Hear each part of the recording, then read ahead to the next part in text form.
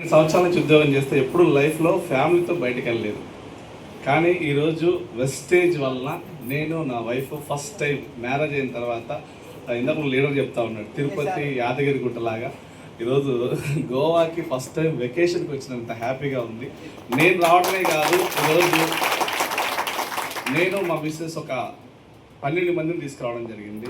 So వీళ్ళందరూ కూడా 100% success అవ్వాలని చెప్పేసి మనస్ఫూర్తిగా కోరుకుంటా ఉన్నాను. సార్ బయట ఎక్కడా కూడా ఆపర్చునిటీస్ లేవు, కానీ గవర్నమెంట్ జాబ్ కూడా లీవ్ పెట్టేసి ఈరోజు ఫుల్ టైం చేస్తూ ఉన్నాం. ఎందుకంటే సక్సెస్ అయిన లీడర్స్ని చూస్తే ధైర్యం వస్తారు అదా. సో 100% జెన్యూన్ బిజినెస్, లీగాలిటీ ఉన్న బిజినెస్, చాలా వండర్ఫుల్ బిజినెస్. నాకైతే అర్థమైంది ఏంటంటే నిలబడితే గెలుస్తాం, మనం నిలబడితే కొంతమందిని గెలిపిస్తామనే ధైర్యం కూడా వచ్చింది.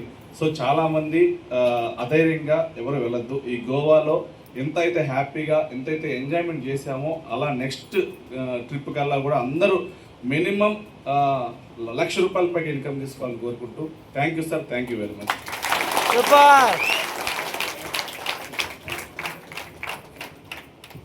Good morning, good morning, good morning sir. Thank you sir, thank you గురువు గారు.